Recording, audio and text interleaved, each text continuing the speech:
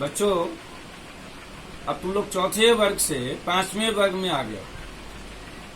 पांचवें वर्ग में आने के लिए मैं तुम्हें बधाई देता हूं। मैं अपना परिचय तुम्हारे सामने रखता हूं।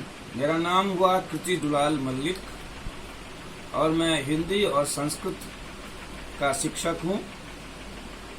आज मैं तुम्हें संस्कृत विषय में दूसरा अध्याय पढ़ाऊंगा। इसका शीर्षक है स्वराः व्यंजनाः च।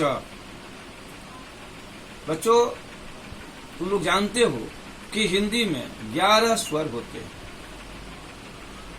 लेकिन संस्कृत में 13 होते हैं, जो क्रमानुसार हैं।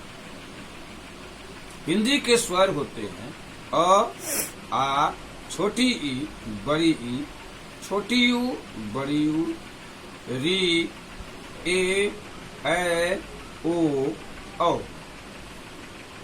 संस्कृत के स्वर इस तरह होते हैं अ, आ, छोटी ई, बड़ी ई, छोटी यू, बड़ी यू, री, ली, ए, ओ, औ।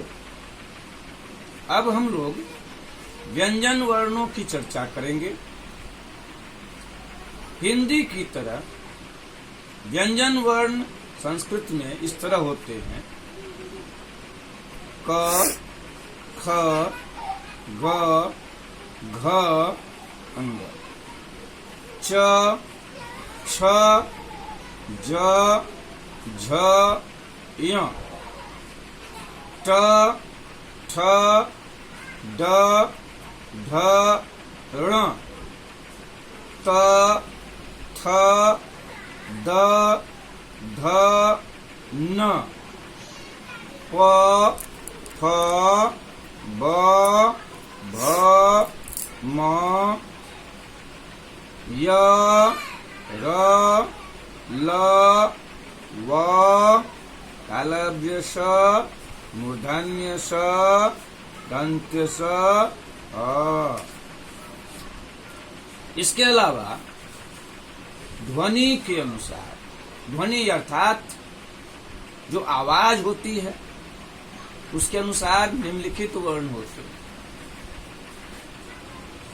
हम लोग कभी कभी किसी शब्द पर इन चिन्हों का प्रयोग करते हैं, जैसे अनुस्वार।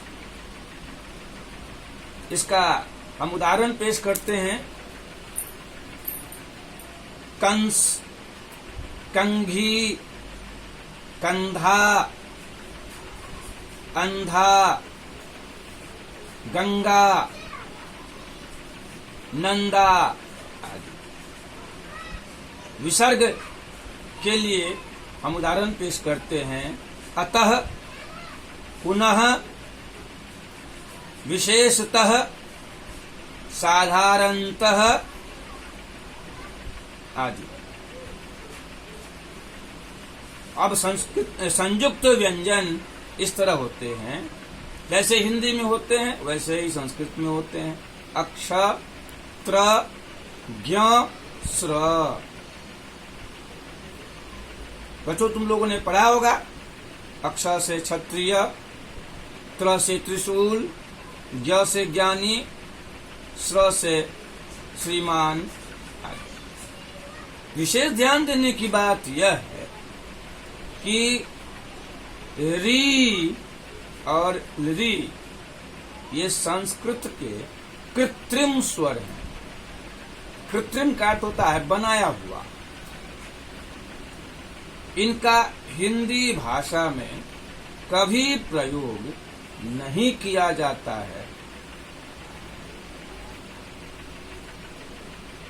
अब हम लोग अगले दिन तीसरे अध्याय की चर्चा करेंगे।